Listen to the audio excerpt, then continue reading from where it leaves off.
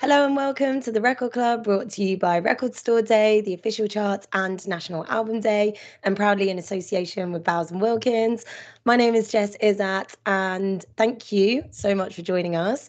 We're very excited to say that our guests this evening are Girl Ray to talk all about their new album, Prestige. If you are new to the Record Club, we're going to be spending the next half an hour or so talking to Girl Ray all about the brilliant new record, and then, of course, going to be putting forward some of your questions about the album for them to answer. So if there is anything that you'd like to know about the new record, whether it's about a certain song, maybe the artwork, or a particular lyric that you've enjoyed, make sure to drop us a question in the comments section below. And I'm going to be asking a selection of them in the second half of our chat. And also, on top of that, one lucky person who sends in a question today is going to be randomly selected to win a pair of Bowes & Wilkins PX7 over-ear noise-cancelling headphones. It's a wicked prize. Obviously, do not miss out. Get your questions to us. I have the new record with me in my hand, Prestige. If you haven't already got yourselves a copy, obviously, we thoroughly recommend you order one once our chat with the band is over, obviously from your local record store. Support your local. So let's get straight to this record club and say a big hello to Girl Ray. Hello. How are you doing? What a nice introduction. Thank you so much. Waves all around, just like the royal family. How are we doing, first of all? How are we feeling after the release? Good. Calm down, but good. It was just kind of like all amping up to that, and then suddenly you're like, oh, okay, life goes on. But it's we've just been busy, but it's all with very fun stuff. So yeah, super excited to have it out finally. And each week on the Record Club, we like to kick things off by getting a question from one of the many amazing independent record stores from across the UK. And this week's question is from Crash Records in Leeds. They are asking, Prestige lovingly takes inspiration from a range of genres, including disco and funk. But if you had to pick just 3 records that were your biggest inspiration for the album, what would they be? Good question. Topic. I think I would say probably Jessie Ware's What's Your Pleasure, because that came out when we were I was like in the middle of writing it, of writing our record, and we were all like, it was kind of obviously during COVID, and we'd all like started working at Rough Trade Records to ship out all the records that were being bought over COVID. And that came out, and that was playing a lot in the store, and it was just kind of like fueling the disco love, and I just thought it was such a great record, and the songwriting is so beautiful. So yeah. She's a previous Record Club alumni as well with that record, and also actually Mercury nominated with that as well. So not bad footsteps. There you go. I subconsciously knew that. What about you guys? I am a big fan of an album called Dizzy Spells by Patience. Came out a few years ago. Kind of in the same vein of like 80s disco-y, with a kind of like lovely English indie-ish voice over the top. Huge fan of that album. Nice. I would say Pulse by Greg Philoganders. I hope I'm saying that right. He's just, Iris actually bought that record while we were in Atlanta recording the album, and it's so fun and kind of chucks everything at it. Amazing solos, amazing like everyday lyrics. Plays the guitar. Yeah, plays the guitar. The front cover is like amazing. I think I know what you're talking about. Yeah. So I'd say that one. I saw a guitar for the first time, like in person in Glastonbury, and I was like, "What is that?" It was like massive. I was like, "This is amazing," but why would you start learning that? Performer or just someone in the audience? Oh no, it wasn't. They were performing. Just clearing up. It's a huge statement. I'd quite like to get one in our setup, to be honest. Maybe it's not like a starter instrument. I feel like it's one that you graduate to. It's like, do you know what? I reckon if you play accordion, you'd be good at it, because you got to like know how to play the keys on the side. But that's a skill. So yeah, go start accordion. For the next Girl Ray record, I'm expecting it. Accordion and guitar at once. Obviously, big ups to everyone at Crash Records. Thank you so much for your question. Right, okay, ladies, talk to me about Prestige and Club Prestige. What is the signature drink of Club Prestige? It'd have to be really tacky. Yeah. Well, I think a woo-woo. Yeah. Or Or a martini. I mean, no, The martini's too most, classy, I think. Or like a porn star martini. Yes, a porn star Yeah. martini. It has to be. I'm getting them vibes. I mean, that's really Powerade and Tizer on the back. no, probably don't tell them. I was gonna say it doesn't scream like No, real. this screams like I don't know if I'm allowed to a capital VIP where you have to be like under. Do you remember those? No. That's really outing me. Ignore that. Everyone ignore that. Those. Do you remember those nights where you're like under? It's like under 18s, so they have like these like mocktails, I do know what you mean. W. and everyone's just powered up by Sugar. sugar. Yeah, do that. But that's not. Hang on. What are we settling on for that? What? Club Prestige. I mean, woo-woo. woo-woo's got to be. I think it's just so silly. Woo-woo and a porn star martini, probably, because maybe, I don't know, it's like that faux elegance thing we're really trying to tap into there. I'm obsessed with that. I feel like this screams a little bit cooler than that, but at the same time, I say cooler, but I still would happily drink a porn star martini. Cute. Thanks for coming to the club. Come on in. Yeah. Yeah, talk to me about the beginnings of this and like sort of where the concept came. I like that it's come with a concept, and obviously like the disco funkness as well. Like I plugged in, I listened to it, and I was like, wow, this suits like any time of day. And also, yeah, I could hit the dance floor with it. Sick. That's the dream. That's the plan. Yeah, I mean, I think it was like, it's funny we were talking about what drink you'd have in the club, but I mean, it was actually, well, like we were kind of in the middle of writing it and making sure it was, yeah, and just tying up all the tracks. I was talking to my mum about it, and the idea of like prestige is, again, it's just super like tongue in cheek. We always would say as like teenagers, oh, that's so prestige. That's as in like that's so kind of cool and classy. And we're like, that's not prestige. Like you're not being prestige there, Iris. Like you got to get your act together. So we always said prestige. It was like a part of our daily vocabulary, and we were like, okay, we've got to call the album Prestige. But then when I said to my mum this, she said, oh, this sounds like like a terrible club I would go to in the 80s, like Club Prestige. I was like, hold on, you've literally just created a concept here. And so suddenly that was the album artwork idea, and it just kind of started filling in, like it was self-perpetuating, once we had the idea for the album artwork, some of the songs kind of started to get more finished in a more like shiny way. But yeah, I mean, yeah, the idea is just like a silly little club that you'd come into to listen to it.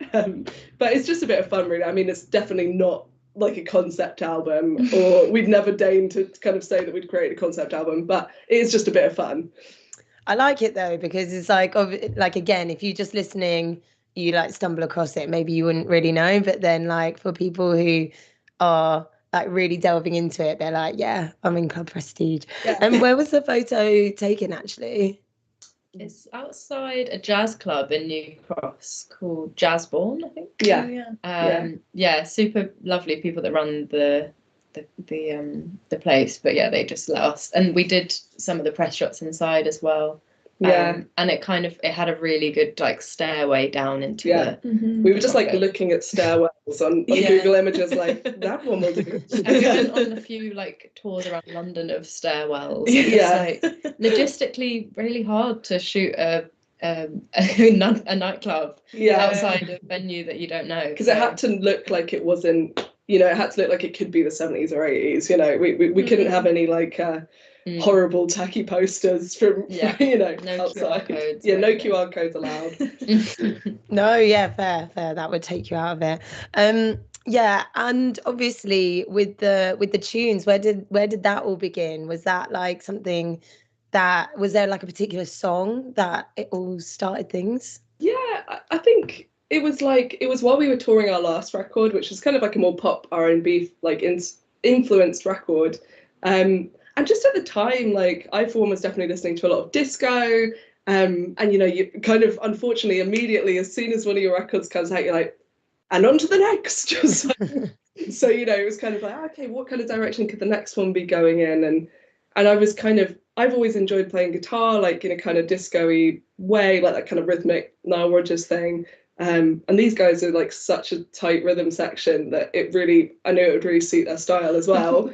So we kind of spoke about it a little bit, and yeah, and just started like diving into more like post disco and that kind of like reimagining of disco that was happening in the 80s in particular. And also, yeah, like I've mentioned before, like I was watching Pose, which is a really amazing TV show about the like ballroom scene in the 80s in New York, and it has this incredible soundtrack and look that just really helps influence the songwriting. And yeah, and as soon as one song was done, then it kind of set a trail for the next. Yeah.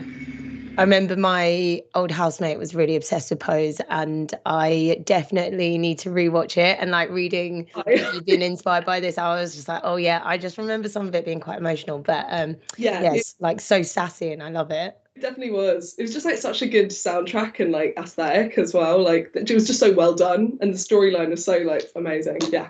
Yeah. For anyone watching who hasn't seen it, it's around like New York City ballroom culture. And yeah, it's kind of like it encapsulates like a particular time. Yeah. Definitely worth a watch. But yeah, of course. So yeah, so many new sounds in this. So like obviously you're approaching disco, which you hadn't done before. Like you mentioned, like R&B was the kind of taster of the last record. I think the first record was like much more indie. How do you think about like trying to keep things intrinsically like Girl Ray as well when you're trying a new sound? Or does it just, you just try something new and it kind of comes with the territory? I'd say we try and keep it not Girl Ray. Yeah, the Girl Ray bit just happens. I think we know it's a given that it's going to sound like us. Like we've realised that over the years that if we aim for something, like it's always going to sound like us, which is a really good thing. And I wouldn't want it to be like any other way. But to be honest, yeah, I think we all have such a strong sense of like a strong style that we play in that yeah, we can like, you know, the next record could be like a rap record, but it would still sound like Girl Ray, I think. Literally cannot wait. Guitar and rap. Yeah. It's gonna be amazing. Has there been a surprising fan favourite so far? Good question. I don't know. Fans tell us. I mean, it's hard to say. It's hard to say. We haven't done our obligatory. What song are you guys enjoying most yet? So we'll do that tomorrow. We'll do that tomorrow. You'll see it. You'll know. Yeah. I'm gonna be looking at that. Some very unexpected ones, and they say like, "This is on my sex playlist," and it's like, "Excuse me, like what?" It's just like ways. I just don't even want to. I know people do tell you too many details. But yeah, I mean, there's been a few that kind of. It's nice because like you'll think certain ones on the album are more like singles or whatever, or like, oh, these ones are really gonna like, people are really gonna like that one.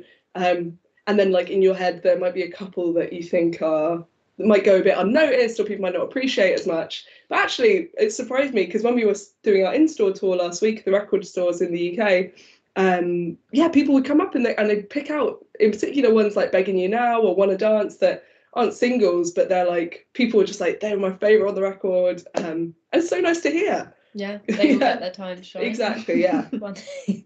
I actually had such a good time walking back. So I was like listening out and about, and I love Give Me Your Love, and it was I was so surprised that it was 7 minutes or like just over 7 minutes, and it was like my entire walk back home, and I was like, this is amazing. And I think generally speaking, like nowadays people want to do shorter songs, you know, like I don't know, TikTok or like radio edits and stuff. But you guys, you don't seem to mind that. We don't care about that. A radio plugger does. Yeah. Not us. No, I think you kind of can't let that dictate what you want to make. You know, it's like, I don't know, even with a song like that, it's like it can always be edited down if need be. But you kind of just need to. A song is what it is. You know, you can't really. I'd find it really weird to go into a writing session or like to come to these guys and be like, okay, this next song needs to be 1 minute 30. Like, let's just, you know, that seems like such a strange starting point for me. So, you know, the songs will be what they be, I suppose. That's fair. Do you have like a formula that you like to work, or like a way that you like to work and record? There's kind of, it's like I never thought like in terms of writing, that there really was like a formula that I used. But definitely now this is like our third record, I can look back and be like, okay, it's definitely a way, you know, that songs get written like efficiently. I think like I like to watch loads of like documentaries about production and songwriting and of people that I really respect, and that will usually like trigger, or like also like live performances of bands that I really love, see what kind of instruments they're using, like, oh, you know, what kind of chord progressions are they using, not to the point of you know, plagiarism, but you'll watch all this stuff, you kind of absorb it all, and then I feel like really set up to start writing that day. But in terms of like working, I mean, I don't know, like, and being in the studio and recording, there's not really a formula. We just kind of tried to make sure that we all know the songs back to front and we all know our parts really well. And these guys, you know, make such like amazing drum and bass parts that, yeah, it kind of does the work for us in some ways. Remember, you guys at home can ask some questions as well. I can see some coming in, but we'll get to those in just a moment. I think I remember reading somewhere, am I right in saying that you worked with Joe Goddard and Alfred Hot Chip on one of, is it just one of the songs on the record? Love, actually, yeah. Which you can kind of tell it's one of the like more dancey ones, I guess. Yeah, how was that? And how did that come about? It was It was great, surreal, yeah, because we've all been big Hot Chip fans. So it was very exciting. Like just at the start of our friendship, particularly as well, we were big fans. But yeah, it was great. They have an amazing studio with like an insane amount of synths. Yeah, it's crazy. That we don't know how to use. But yeah, the session was quite good in that we didn't have to like necessarily come out of it with like a single or anything. It was kind of just like, oh, like you're with Alan Joe for 2 days or 3 days, let's just go for it. And so I think that's kind of why it was like something really good came out of it. It was just low stress. Yeah, for sure. But our label Moshi Moshi put out, I think they put out a really early Hot Chip record, so there's kind of that connection there, and that's how we were linked. Yeah, that's cool. I feel like it generally the record feels like airy and sort of like free and kind of like almost like you were jamming a bit, which kind of feels like experimental but in a good way. It's like kind of come together. I've also just been looking down at this part of the album and I've literally just noticed the bit where it says Prestige #1 in the city. Yeah. Did you guys write this? What people think? Such niche merch. And when the boys are away, the girls come out to play. Is that going to be in like a neon sign somewhere in the? Should be. We were trying to think of like the most, because it's like styled on like that particular bit styled on like these terrible adverts in the 70s and like, you know, these slogans that would happen, and we were trying to think what would like a terrible tagline be for this club Prestige. But I'm trying to think. My brother's really good at coming up with like stuff like that, and there was just a long list of hilarious ones. Oh my god, these are amazing. Yeah. I feel like maybe one day those need to see the light of day. Maybe it's like song titles or something. Actually. Okay, so Carl on Girl Ray's Facebook page is asking, with the intro track of Prestige, you can hear someone getting out of their car and walking to a club. Was that inspired by the footsteps in the opening segment of Club Tropicana by Wham? You know, I keep like listening to songs now that actually sound very similar to the intro. And I'm like, damn, we actually didn't copy any of these, but we just but had it the same sounds like idea. it does, yeah. Not intentionally, but perhaps subconsciously. I mean, obviously Club Tropicana is such a banger, and also like that whole, when I think about like Club Prestige, Club Tropicana, it's like okay, they're definitely like inspired, but not intentionally. Harry on National Album Day's Facebook page is asking, who is your dream person to have listened to the album? Nile Rodgers. But he listened. Oh yeah, he has listened. Oh my god, what? Like, tell me more. He I think we probably, actually no, I don't even think we said we wanted him to listen, but it's probably just obvious from the whole album that we want his approval. But the album was made for Niall. It was made for Niall. But yeah, someone at our label like passed it on to his management, I think, because why? I don't know why, but I just got a text one day. It was like, Niall loves the record. I was like, oh, and then he started following us. So I was like, oh my god. Oh my god, that is so sick. I bet you screenshotted that, didn't you? Oh, yeah. Apart from that, who would you guys want to listen to? I'd be too scared for anyone. I'd just be too scared. I would say too much pressure for. We're all big fans of the podcaster Blind Boy, and he does a really good Yes. couple of episodes on the history of disco, and I'd really love to know what he thinks of it, because he has to be critical. He's God, I'd be terrified. But yeah, But actually, I wouldn't want to know. But to have him like savage it. Because he does these like deep dives for like an hour. So if he did a deep dive on our album, that I couldn't listen. It'd be too much. It's like the more I respect someone, the less I want to listen. Yeah. We should be proud of the album. Oh yeah, it's great. I'm sure he'd love it. Like, I mean, you love his podcast, so I'm sure that he'd be into it. Hopefully, putting it into the atmosphere. Hope. Jeremy on Twitter is asking, what was the inspiration for your name, Girl Ray? It was a silly pun. Yes, lots of silly puns when we were starting the band. I feel like 2015 was like silly pun time. Yeah, it was a silly pun on Man Ray, and I mean, I don't know much personally. Anyone else like Man Ray? I like Man Ray. He's absolutely I fine. like Man Ray as well. You Reminds me of school. Yeah, that's as far as my knowledge goes. Yeah. It's bad. I feel like there was a time in like 2015 where a few bands just had the word girl in their name, and we just happened to be one of them. Yeah, it's true. It was actually my brother who suggested it, and he's like, was studying art or something, and I was like, okay. It's just the hardest thing to come up with a band name. I remember it's just such a struggle. So as soon as we heard that, we were like, that sounds good. Fine, sure. Go right. Nice. As long as someone doesn't have it or the handle, oh my god, on socials, that's the nightmare. Ideas that people have. So. Seren on the Record Club's YouTube page is asking, what's your favourite song from the new record to play live? Oh, I'm trying to go through them all in my head now. I think everybody's saying that is really, really fun because it's so fast, and like initially when we played it was the hardest one to like get right to play, but now when we play it live, it's like fingers crossed, like playing tomorrow, like don't mess it up. But like we kind of lock in now, and we can kind of, once you've got it as muscle memory, you can kind of like play with it a little bit, and we've definitely got to that stage, I think, with that song. And yeah, it's just super satisfying to play live because it's so rhythmic and fast. But what about you guys? Love Is Enough is quite a roller coaster to play. Yeah, it's quite an emotional. Quite emotional, but it's fun. Yeah. I mean, like, we start with True Love, kind of like on the record, we start with it, and sometimes it's a bit scary because we just start singing like True Love, and it's always like a bit croaky and like but once we get into that one, I like doing it because you can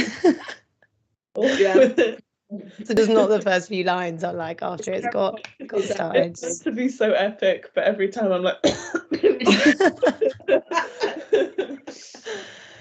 we have Larry from Official Charts Facebook page saying, when you say the album was inspired by Pose, were you imagining a specific scene or character from the show in mind when you think of its connection to the album? I mean, God, I've been asked. I feel like as soon as you put it in the press release, we were like, I'm not qualified to like talk about the show. To be honest with you, it was more about like the actual scenes of like the, like, what do you call them? The like runways where you kind of having face-offs, like I've totally lost the word for it, but basically just the ballroom, like the underground clubs, that whole thing, and that whole like how vibrant that scene was, like actually was, and also how vibrant they portrayed it in the TV show. Just like the color of it and the music and like the fast-paced vibe and the kind of little like bit of sass as well. Like it was more just about the whole aesthetic of it, and it that was kind of what inspired me in particular. Yeah. It kind of feels like the freedom of it as well, because obviously they were so like oppressed, and then when they came to the ballroom, they could be like fully sassy in themselves. Kind of get that energy from the album. Yeah, for sure. For sure. You can add it to the press. Thank you. Yeah, I will. Well, girls, Go right. That is actually all we have time for today. Thank you, obviously, everyone, for joining us. And obviously, make sure to treat yourself to a copy and get yourself into Club Prestige. A physical copy as well. Support your local, support the physical. And obviously, we need to announce that the winner of this week's Bowes and Wilkins wireless headphones prize is. Drum roll. We have Carl on Girl Ray's Facebook page. Well done, Carl. Thank you so much. Please slide into the Record Club's DMs and we'll get those headphones to you. My name's Jess Izzat. Thank you at home for joining us and sending in your questions. Our next guest is going to be announced on the Record Club's social media very soon, so make sure you're following us. And all previous episodes are available to watch back on our YouTube channel. Girl Ray, thank you so much. Oh, thank you so much. This was really fun.